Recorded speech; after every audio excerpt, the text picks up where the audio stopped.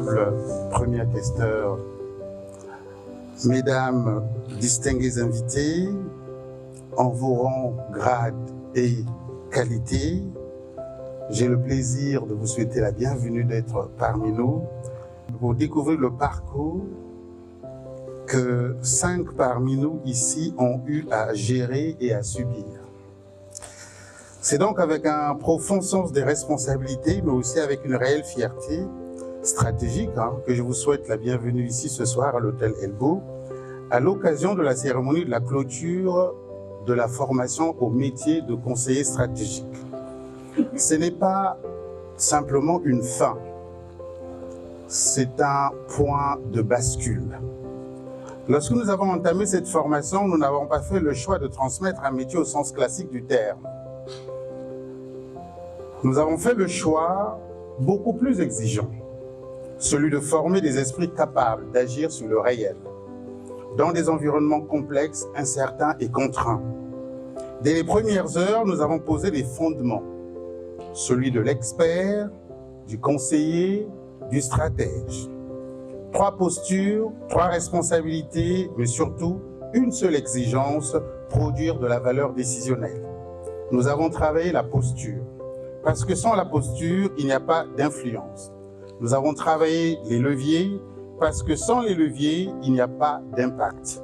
Et très vite, chacun d'entre vous a compris que ce parcours ne serait ni théorique, ni confortable. Car la stratégie n'est pas un exercice de confort. Elle est l'art de lucidité, du discernement et de la décision. Henry Kissinger l'a montré dans des situations historiques majeures. Lorsqu'il a fallu ouvrir la voie à la Chine, il n'a pas seulement négocié, il a séquencé, préparé, mesuré les rapports de force et a choisi le bon moment dans la diplomatie du Moyen-Orient. Il a compris qu'un conseiller stratégique ne gagne pas en parlant fort, mais en définissant le champ du possible. Voilà une leçon essentielle. La stratégie consiste moins à imposer qu'à orienter. Au cœur de cette formation, vous avez été initié à une architecture méthodologique, rigoureuse, dont le socle est le modèle Vitalis. Vitalis n'est pas un acronyme de plus, c'est une grille d'intelligibilité du réel stratégique. Vous avez appris, grâce à ce modèle, à voir ce que les autres ne voient pas, à structurer ce que les autres subissent, à transformer ce que les autres constatent et n'osent pas modifier, faute d'architecture paradigmique. Vous avez manipulé des outils exigeants, le diagnostic stratégique, la cartographie des acteurs, l'analyse des rapports de force, l'identification des écarts critiques, la scénarisation décisionnelle. Mais au-delà des outils, vous avez intégré une logique, celle de l'ingénierie stratégique. Et cette logique suppose une discipline intellectuelle que Confucius aurait parfaitement comprise lorsqu'il insistait sur la rectification des noms. Il rappelait qu'un ordre juste commence par des mots justes, des rôles clairs, des responsabilités bien définies. Un État, une institution, une organisation ne peuvent être forts si les fonctions sont confuses, les intérêts mal nommés, si les priorités sont floues. La clarté n'est pas un luxe, c'est une condition. En 2050, on va passer de 6 millions à 12 millions. Qui a prévu les nouvelles voies dans le cas de l'urbanisme? Qui a prévu de nouveaux hôpitaux pour recevoir autant de malades? Qui a prévu